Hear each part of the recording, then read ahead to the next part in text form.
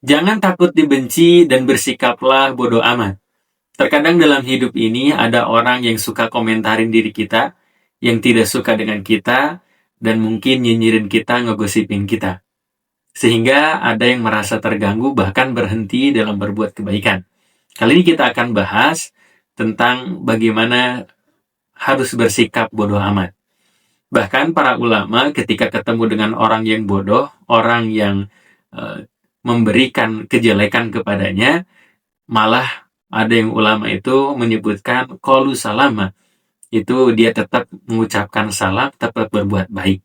Ini hebat sekali karena dia tidak terpengaruh oleh orang yang benci, dia tidak terpengaruh oleh orang yang ngezoliminnya, ngegibahnya, dan ini adalah salah satu trik untuk supaya kita tetap istiqomah dalam berbuat kebaikan. Nah, terkadang orang mengomentari kehidupan kita, sesuatu hal yang ikut campur urusan kita, padahal bagaimana kita sudah berada di jalan yang benar.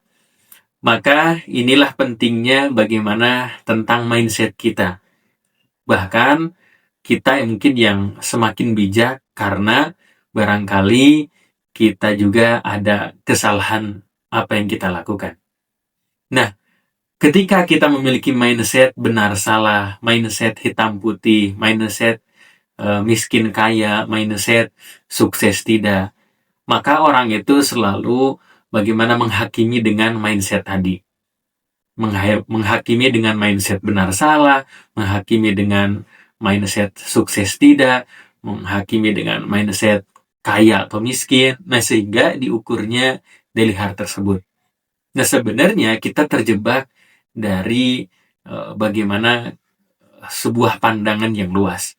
Maka kita belajar bahwa dalam kehidupan itu tidak hanya hitam putih, tapi ada hal yang lain yang harus kita pandang dengan secara luas. Sehingga ada orang yang berkata, misalkan udah lulus kuliah tapi kok belum kerja, udah ada yang menikah tapi kok belum punya anak, udah ada yang bekerja tapi kok nggak kaya gitu ya. Nah, selalu dibenturkan dengan hal seperti itu. Padahal kan emang salah ketika misalkan sudah menikah tapi belum punya anak. Apakah salah? Karena bukan itu yang kita inginkan, tapi ada qadarullah, ada takdir dari Allah. Lalu misalkan sekarang kuliah tapi kok ternyata belum dapat kerjaan, ya qadarullah. Dan itu tidak perlu kita ikut campur mengomentari hal-hal yang membuat orang sakit hati, yang membuat bagaimana mungkin boleh jadi tidak semangat dalam hidupnya. Maka kita melihat dengan pandangan yang luas bahwa tidak semestinya tentang hitam putih saja, benar salah, tapi ada proses dan perjuangan di sana. Dan juga mungkin kita bersikap bodoh amat ini ya itulah kondisi kita. Karena ada yang hari ini dia tidak semangat karena diberikan label yang tidak baik oleh keluarganya dan oleh lingkungannya, dan itu adalah suatu hal yang sangat berat. Padahal kan kesuksesan tidak melulu soal uang, soal punya mobil, punya rumah, dan punya segalanya. Tapi ada yang sedang berproses menuju ke sana. Sehingga qadarullah ini, ya inilah takdir dari Allah.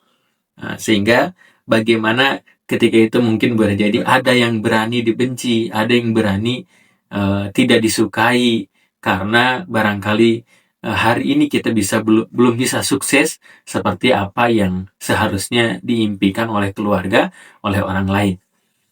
Maka tetaplah berproses, tetaplah terus berada di jalan yang benar. Dan kita mengevaluasi, barangkali kita tidak disukai karena diri kita yang toksik kepada orang. Atau mungkin boleh jadi, ya orang itu yang toksik. Sehingga kita harus bagaimana untuk mencoba menciptakan lingkungan yang baik. Dan menjadi orang yang gak enakan itu serba salah, serba tersiksa dan tidak enak batinnya. Misalkan diomongin orang, kok belum nikah padahal usianya sudah mapan gitu kan. Jadi kalau nggak enakan jadi pikiran, nggak bisa tidur ya. Dan itu mengganggu batinnya. Tapi ketika bersikap bodo amat, ya bodo amat lah. Karena kan belum ketemu jodohnya. Hari ini misalkan sudah lulus kuliah, dinyinyirin orang, kok belum dapat kerja gitu. Ya kadang mungkin harus bersikap bodo amat. Karena ya apa? Ya sedang mencari kerja. Atau belum ada pekerjaan yang misalkan tepat gitu kan. kok udah menikah tapi belum punya anak. Ya terkadang kita harus bersikap bodoh amat. Karena apa? Ya karena eh, bagaimana mungkin sudah ikhtiar, bahkan ya diberikan anak belum diamanahkan oleh Allah Subhanahu wa taala. Dan dengan banyak injiran wahid, terkadang harus bersikap bodoh amat. Maka fokuslah kepada diri sendiri tanpa harus merugikan orang lain. Fokuslah kepada diri sendiri dan terus tebar manfaat, karena itulah yang bagaimana bisa membungkam daripada orang-orang yang benci, orang-orang yang nyinyir, orang-orang yang julid kepada kita. Maka terus berdoa kepada Allah Subhanahu wa taala dengan amalannya, dengan mungkin membaca surah Al-Falaq ya, dihindarkan dari orang yang hasad, orang yang dengki, orang yang tidak suka. Dan jangan ngerugiin orang lain. Tentu bagaimana kehidupan ini pasti ada yang tidak suka, dan mungkin boleh jadi ada yang suka juga.